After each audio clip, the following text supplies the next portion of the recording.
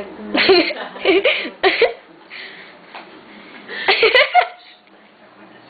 Ele já tá acordado.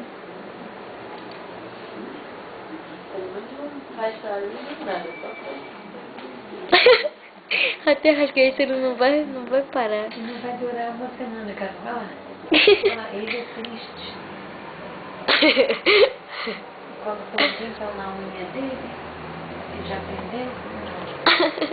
Ele tá se sentindo mal, Carol, olha lá.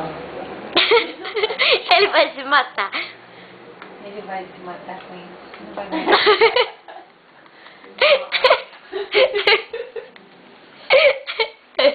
Coitado.